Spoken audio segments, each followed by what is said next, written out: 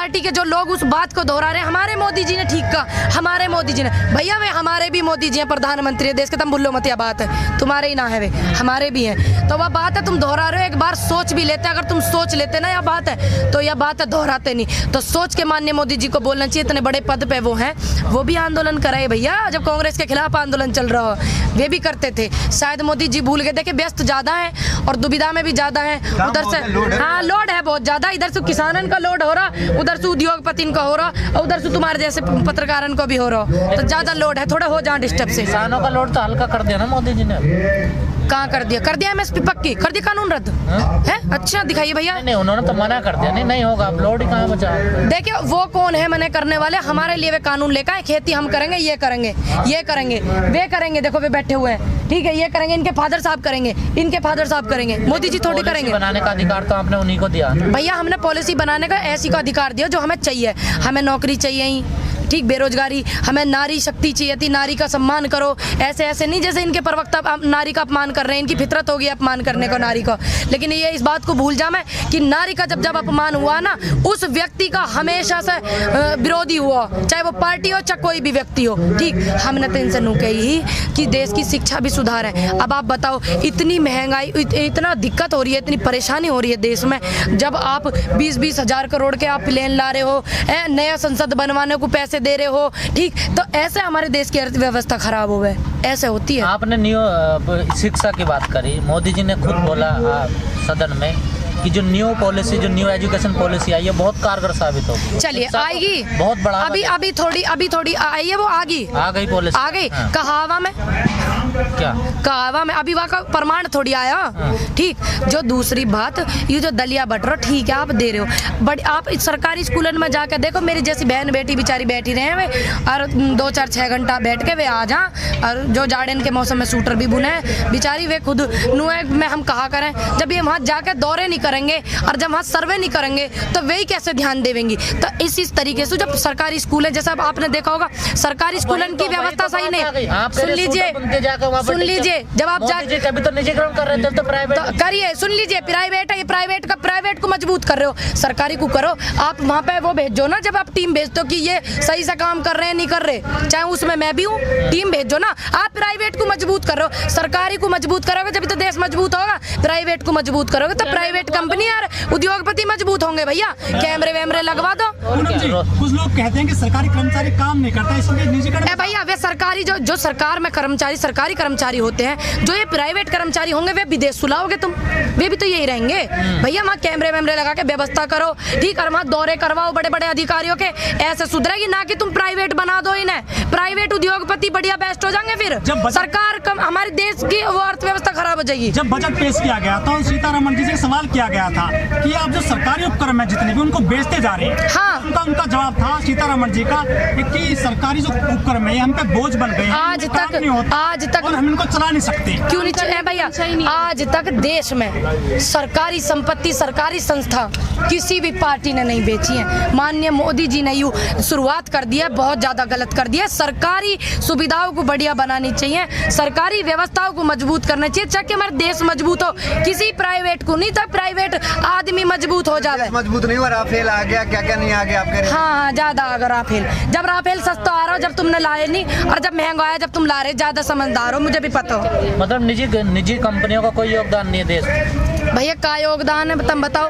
युवाओं को भटकाने का योगदान है, वो नेट पैट से दे देगा फ्री, BSNL बंद कर दिया, BSNL बंद कर दिया, बताओ। पेटीएम में पैसे वापस आ जाते हैं 10 रुपए। अच्छा फिर तो पहले पैसे ना आए रहे, जो तो उनसे रिश्ता है। सुन लीजिए मेरी बात, युवा समझदार हो रहा, BSNL का को बंद कर दिया, नेट पे लगा दिया। नेट पे 1-2 भाई की वीडियो भी देखी मैंने, एक भाई की वीडियो आ रही कि मोदी जी ने नेट फ्री चलवा दिया, यूँ करवा दिया। भैया ध्यान से काम करो, आप कह क्या रहे हो?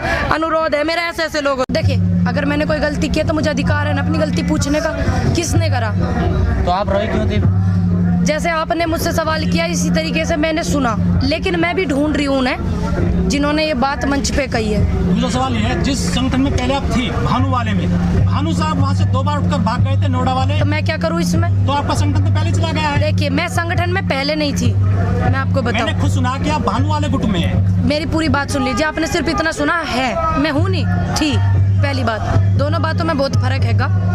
जब मैंने अपना समर्थन करा आंदोलन को, किसानों को करा, मैंने किसी भी संगठन को नहीं करा और ना मैं किसी संगठन में थी उस टाइम पे। वो वहाँ बैठे हुए, मैं हर बॉर्डर का दौरा कर रही, ठीक। दूसरी बात, ये कौन सी किताब में लिखा है कि मतलब अगर कोई संगठन का व्यक्ति चला गया तो उसके जो कार्यकर्ता उस संगठन को छोड़ के यहाँ पे सहयोग करें और वो नहीं कर सकते? कहाँ लिखा? कहीं हो?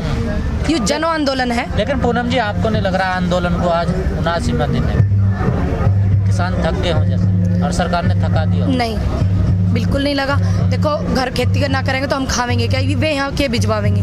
ये भी तो बात है। आ रहे हैं, जा रहे हैं। और ये आंदोलन मेरे को नहीं, सबको पता है कि नहीं है, कमज़ोर नहीं हो रहा, ना थके हुए हैं। आपको पता भी है, जनता भी जागरूक हो रही है, देश का अन्नदाता भी जागरूक हो रहा है। जन आंदोलन तभी तो ये हुआ है। लेकिन आप कह रहे हैं कि प्रधानमंत्री नहीं बोल रहे, अब तो उन्होंने साफ कर दिया, आपके हर सवाल का जवाब दे दिया उन्होंने। कहाँ दोनों सदनों में दिया, राज्यसभा में भी और लोकसभा में भी। क्या और कहा? उनका स्टैंड क्लियर है बिल्कुल, क्या कानून तो वापस नहीं होंगे। क्यों नहीं होंगे? बस ये भी तो बतावें देश की जनता को। ये कह रहे हैं कि ये वापस नहीं होंगे। हमने इन्हें कमी बताई, सोशल मीडिया पे हर व्यक्ति कमी बता रहा है, और जितने भी मेरे संगठन यहाँ आएंगे उनके व्यक्ति भी जा रहे हैं, नेता भी जा रहे हैं, बहुत सारे लोग जा रहे हैं। मेरे जैसा युवा भी बता रहा है। मैं बहुत सारी डिबेट में बैठी हूँ, मैं आपको बताऊँ। उन्होंने मेरे से पूछा है कमी, कि आप कमी बताओ। मैंने कमी बताई है, आप मेरी डिबेट भी चेक कर लेना, मैंने कमी बताई है। आज और बता दो, सुन लीजिए मैं आपको फिर दोबारा बता दूंगी और बताइए, लेकिन मेरी बात पूरी होने दीजिए। कमी भी बता के जाऊंगी जब आप पूछ रहे हैं तो। मैंने कमी भी बता दी, लेकिन उस कमी के मैंने उनसे फायदे पूछे हैं, उन्होंने मुझे फायदे नहीं बताए आज तक। और जब मैंने उनको कमी बताई है, एक भी आप मेरी डिबेट उठा के देख लेना, अगर किसी और को उन्होंने बता दी हो या सवाल जवाब उन्होंने दे दी तो मुझे नहीं पता। जिस डिबेट में मैं बैठी हूँ बीजेपी प्रवक्ताओं के साथ में, कमी बताने के बाद वो सवाल से दूसरी तरफ आ जाते हैं। कांग्रेस, प्रियंका गांधी, सोनिया गांधी, राहुल गांधी, पाकिस्तान, यहाँ वो आ जाते हैं। उस सवाल के पूछने के बाद मैंने भी कमी उन्हें बता दी। जैसे माननीय मोदी जी कह लग रहे वहाँ पे कि ये कानून वापस नहीं होंगे, कारण भी तो बतावें, देश की जनता जानना चाह रही। भाई हमारे लिए उदाहरण दिए कई सारे, कहा लोगों ने डिमांड नहीं करी दहेज प्रथा की, बाल विवाह की लोगों ने डिमांड नहीं करी, लेकिन सरकार फिर भी लाई ना। देखिए, बाल विवाह की जो है डिमांड लोगों ने करी, ये बात गलत भी है, आपको पता है ना। मैंने भी बोला एक बार कि मैंने कहा भाई छोटी छोटी उम्र में समझदारी से सारे काम होने चाहिए, जब बच्चा मैच्योर हो जाए तब वो वाक़ ब्याह होना चाहिए। और भी बोला, ये नहीं कहिए कि आप नहीं डिमांड करी। दूसरी बात, आपने कौन सा दूसरा सवाल क्या था? दहेज प्रथा। दहेज प्रथा, दहेज प्रथा तो दुनिया कहती है कि दहेज प्रथा बंद करो। सती प्रथा का नाम भी लिया। हाँ जी, देखिए सब कहते हैं दहेज प्रथा का भी, सती प्रथा का भी सबने विरोध करा।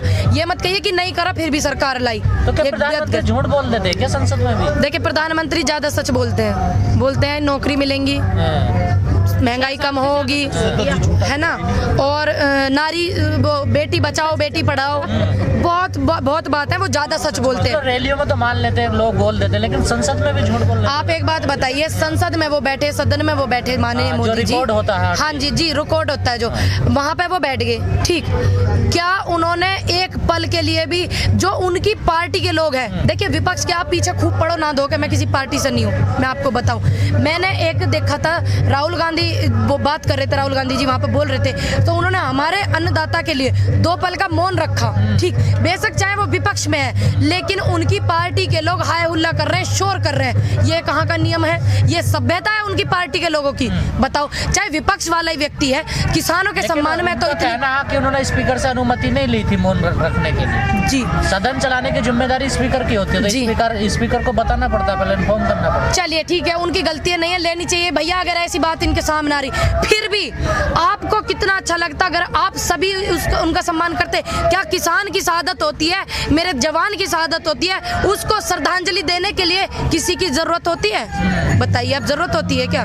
चलिए मानते हैं ले ली भैया, वहाँ का नियम होगा लेनी पड़े, या यूं भी नियम होगा कि किसानन की शहादत पे लेनी पड़े, और बाकी अनुमति वो जो श्रद्धांजलि अर्पित करी थी अभी उन्होंने ले ली होगी। लेकिन यूं कहाँ का नियम है, जब देश का जवान और देश का किसान शहीद होता है तो इसकी अनुमति नहीं ली, उन्होंने अपनी मर्जी से ऐसा कर दिया, तो आप बीच में वहाँ शोर करो, ये कहाँ का नियम है? ये भी तो बताइए। मेरा माननीय मोदी जी से एक अनुरोध है, देखिए उन्होंने आंदोलन जीवी कहा, मेरा अनुरोध है, जितने भी लाखों करोड़ों लोगों की शहादत हमारे देश को आज़ाद कराने में, आज़ादी में उन्होंने अपनी शहादतें दी हैं, वो सभी आंदोलन जीवी थे, आप भी आंदोलन जीवी हैं। आपने उनकी आत्माओं को भी ठेस पहुंचाई है, जो लाखों करोड़ों की शहादत के बाद हमारे देश को आज़ादी मिली है। मैं पूनम पंडित आपसे अनुरोध करती हूँ और देश की जनता आपसे अनुरोध करती करती है, नारी शक्ति आपसे अनुरोध करती है, अगर आपकी नज़रों में उनकी अहमियत है लाखों करोड़ों लोगों की, जितने भी स्वतंत्रता सेनानी हैं, तो आप वो अपने शब्द वापस लें। माननीय मोदी जी से मेरा अनुरोध है, बार बार अनुरोध है। पूनम पंडित जी, एक बयान राकेश टिकैत साहब का आया है कि ये जो आंदोलन है वो अक्टूबर में खत्म हो जाएगा। देखिए, मैंने नहीं दिया वो बयान,